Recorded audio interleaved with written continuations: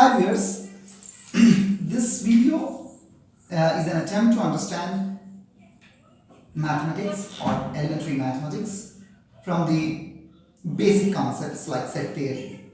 These set theory like concepts are actually form part of a later development in the mathematics actually called modern mathematics, but actually they can be started in a very elementary background. They are not, they define the various concepts of mathematics that have been developed in the last thousands of years of mathematical understanding. So let us see how mathematical concepts can be understood from the more basic concepts of set theory. If you like this video, please subscribe to the channel and mention your comments. And if there are any shortcomings, do mention the in the comment section. Now, let us proceed to understanding mathematics from set theory. Instead of coming directly to the numbers for understanding mathematics, as soon as we say mathematics, what comes to our imagination is the number system or maybe algebraic equations, the finding some unknown, and all those things. But actually, that is a part of mathematics, undoubtedly, but that's not all about mathematics. Mathematics is about understanding the patterns around us in the nature, in different phenomena in the nature. But of course, I'm not giving some kind of correct definition of mathematics. Actually, I should also mention here that I'm not a mathematician. I'm just a general reader having good interest in the modern mathematics. And I'm actually, in fact, studying and I'm sharing my knowledge while I'm still learning the pure mathematics. So, coming back to the concept, mathematics can be seen in general definition as a study of patterns. Patterns, I will define it in the video later on. Let us just first come to actually what is a set and how it forms an important concept in the mathematics.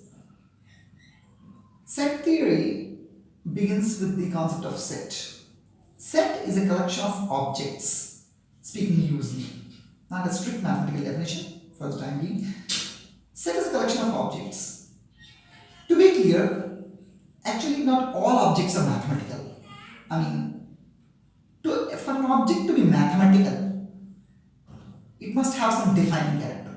I will give an example. For example, an object, for example, an apple, an orange, a bat, a chair, all these things, when I say an apple, it creates the same imagination in the minds of different people. They may be from different places, for example. For example, an American or an Australian or South African or an Indian, they all might be thinking the same thing when I say an apple. Of course, there may be different translations in different languages, but actually, everybody understands what an apple is. So when I say an apple, provided he understands the term apple, the imagination that comes before every man or every person around the world is the same, an apple. When I say an orange, it's an orange that you imagine. But for example, when I say a great man, it can be, different opinions. For example, to an Indian, Jawaharlal Nehru may come to his imagination, to an American, Abraham Lincoln may come to his imagination, to an African, South African, maybe Nelson Mandela may come to his imagination. These people have different characteristics. They are not same, but undoubtedly they are all great. But this kind of thing, greatness, is not something mathematically definable. We cannot write an equation to say that if somebody satisfies these characteristics, he is a great man. That cannot know. But when I say an apple, in fact, even then though we are not writing characteristics, but we know what an apple is like. It's red, its shape is somewhat like a sphere, a nearly spherical shape, and all those things come to our imagination. Though we cannot exactly describe an apple through its characters, but undoubtedly the apple comes to our imagination due to its characteristics. But that is not the case with goodness, badness, greatness, or illness. All these things are not mathematically definable objects. So there are certain objects which are mathematically definable, and there are certain objects which are not mathematically definable. So when we say in mathematics set is a collection of objects, we mean objects which are mathematically definable. I mean mathematically and characterizable, to be more clear. Mathematical characters can be given that this is an object which will come to your imagination. When I speak a word, it will come to your imagination. It will bring to your imagination the same object, irrespective of where you are, from where you are, what is your language, and all those things don't matter. And if you understand that word, it will bring same imagination to your mind, to the mind of different people from around different places of the world. Now coming to the concept of set theory, the mathematical definition of a set is a well-defined collection of objects. Well, I don't have much apparatus here to explain you actually through some kind of board, so I will try to adopt only abstract concepts. By speaking things, we will try to understand concepts, and that will in fact give us a good imagination, because I think that mathematics, the modern mathematics and the set theory should be taught soon after we learn some concepts of language. Soon after we see things, we can, a child can identify things. Soon thereafter, he should be given some training in the modern mathematics or set theory. It's not a difficult concept, and in fact, I would say that by teaching set theory at a later stage in life in mathematics, those who want to pursue mathematics, maybe for example in India, it is taught at the intermediate level. But by then, actually, a student acquires much convenience with dealing with numbers, equations, and all those things, and he suddenly cannot acquaint himself with why this set theory is needed. Why do I need this theory? No, actually the thing is, these numbers, these algebraic equations all have their basics in set theory. That is point number one. Point number two is that these numbers and algebraic equations are one part of the mathematics. They cannot actually decipher all the patterns. As I said, mathematics is the understanding of patterns in the nature. So these equations and numbers cannot actually decipher all the patterns.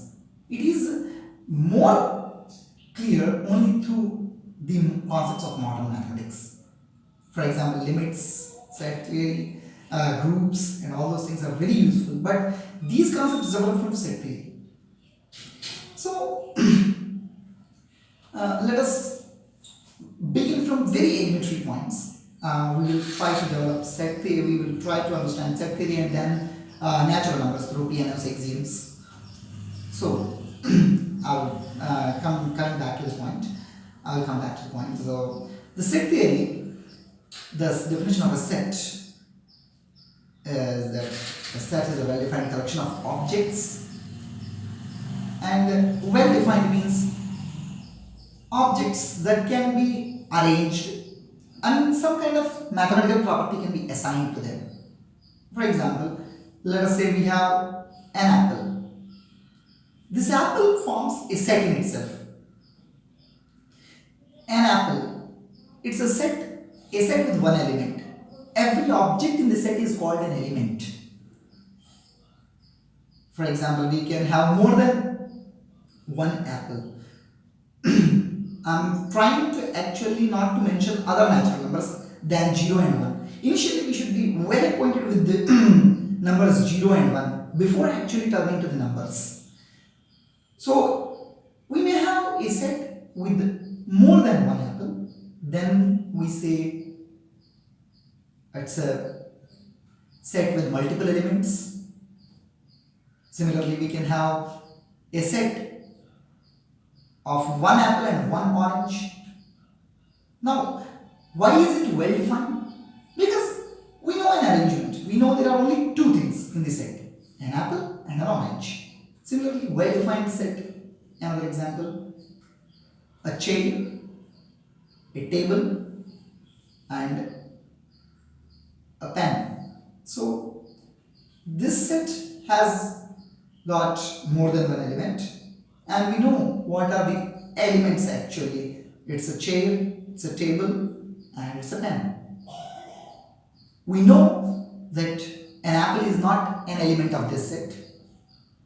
We know a pen is an element of this set. So well defined means we know actually what are the elements. The objects are mathematical objects undoubtedly, that is characterizable objects, and well defined collection of objects means the collection is precise. Well, coming to the well defined term, for being acquainted with the well defined term, I will take another example. Set of all the particles in a handful of sand. In a handful of sand, collection of all the particles of sand in a handful of sand. Now, we should be clear here that actually it may not be possible in general to bring out one particle of sand from the handful of sand. But still we know what actually forms part of this set. A particle in sand is a part of this set. Each particle in the sand is a part of this set. An apple is not an element of this set. Each particle of sand is an element of this set. Similarly, we know a pen is not an element of this set. We cannot, so coming to the point, well defined does not mean that we should be able to see. This should not create an imagination that a collection can be well defined only if we can see the object. For example, when we say a set of apples, we can see apples. But when we say actually set of all the particles in the sand, a handful of sand, now we may not be seeing each particle. What we see is total sand. But mathematically it is well defined, because we know what actually we are speaking about, a particle of the sand. We may not be able to imagine it. We know it is very small, it's like sand, we know all the things, but we may not actually be able to see it separately. Now, returning to the point. Set, element and object. Three words mathematically we have learned, and let us recapitulate it once. A set is a well-defined collection of objects. Objects, mathematical objects we are speaking about. That is mathematically characterized. Some objects which can be characterized with characterizable objects. So mathematically definable objects. These are what are called objects here. So set is a collection, well-defined collection of objects. Well-defined, we understand that objects are clear what forms the part of our set, what does not form part of our set. Each object in the set is called an element. An element which is part of the given set, which is present, which is an object in the given set, is called an element. When it is not an element in the set, it is so called not. For example, a set of a chair, a table and a pen. Now, apple is not an element of this set, but pen is an element of this set. Similarly, a set of let us go more beyond these examples. Set of all fruits. Now, we know potato is not an element of this set because potato is not a fruit. Similarly, when we say set of all vegetables, well, the apple is not an element of this set, whereas potato is an element of this set. When we say set of all boys in a class, we know no girl is an element of this set. So this is the basic concept about set, object and element. An object which is present in the set, each object that is present in a set is called element. Now let us consider very small sets for the time being. A set of an apple. Now there is one apple in the set.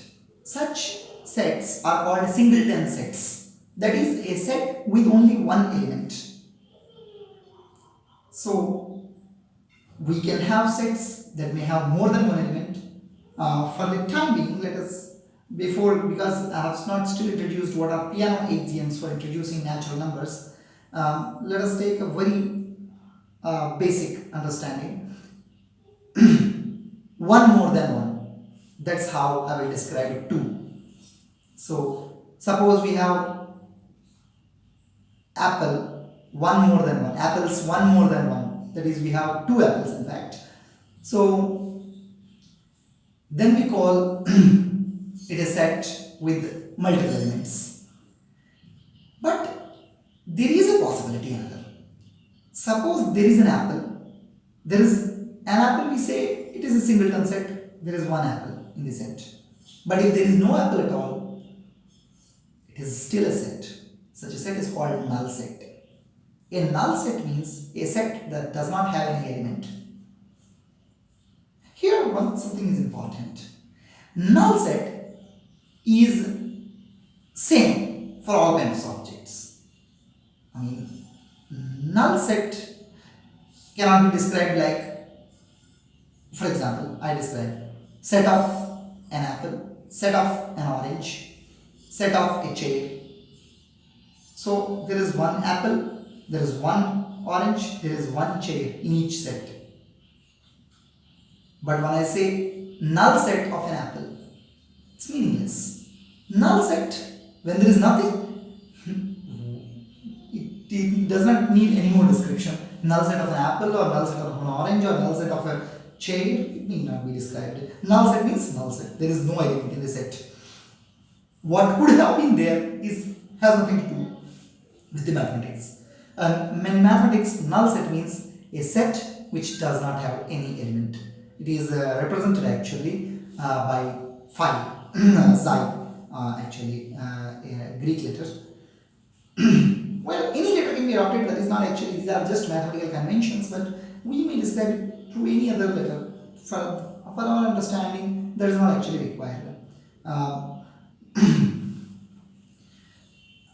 Now, developing a little more, this concept of set, element and object, after these three terms have been introduced, I will next describe what are natural numbers. Well, natural numbers are something we count. Here begins counting. We have already started in fact counting. When we saw set, there is no element means we already know zero element. When we said there is one element, we already said 1. These 0 and 1 are basic numbers, starting numbers in the natural numbers. That is to say that there is no element, we say 0 elements are there. When we say that there are one element, we say there is one element. And when there are more than one element, we can say there is one element more than 1. Now, Peano's axioms actually they established the natural numbers. These natural numbers are so called in fact because generally they occur in the nature and we describe them. So, of course, I must here apologize to use the word natural numbers instead of whole numbers, because the natural numbers are actually from 1, 2, 3, from 1 they begin, but there are certain texts in mathematics which do include 0 in the natural numbers. That is actually whole numbers, they are as called, as we have studied them in India in our elementary school mathematics, the whole numbers. I will be using the term natural numbers for the whole numbers. So 0, 1, 2, 3, 4, these are natural numbers because that is how we usually count. But how these numbers do actually develop? Well, we must go to the basic development. We know two numbers only, that is 0 and 1 more than 0, which is called 1, which is itself called 1.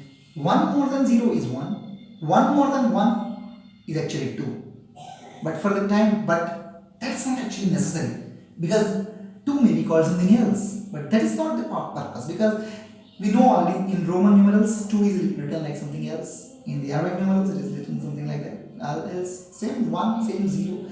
The concept is not actually writing the numbers, the concept is understanding the numbers. So 0 and 1. The next element is 1 more than 1. Thereafter, the next number is 1 more than 1 more than 1. Next number is 1 more than 1 more than 1 more than 1. Well, we actually gave a name to them. Now, in our writing, we adopt a name. For 0, 0. For 1, 1. Then 1 more than 1 is called 2. 1 more than 1 more than 1 is called 3. 1 more than 1 more than 1 more than 1 is called 4. And each next number can be so understood. So now we understand natural numbers. We mean 0, 1 and then 2. There is 1 more than 1. 3, 1 more than 2. 4, 3 more, 1 more than 3. 5, 1 more than 4. 6, 1 more than 5 and so on. Actually, why should we understand natural numbers in this way? Why we should introduce these? My object is to tell that actually we should introduce to the children the numbers in this way. This is the basic understanding of natural numbers. Well, why actually numbers should be understood like this? Why can't we just go on keeping 0, 1, 2, 3, 4? Well, that may solve our purpose of counting. But that will not solve actually the purpose of learning numbers. Learning numbers is different from counting actually. Counting is one of the uses of numbers. It's not like numbers are born to count. To say numbers have different purposes. How they have different purposes, we will see in the next video. Thank you. If you like this video, do subscribe to my channel.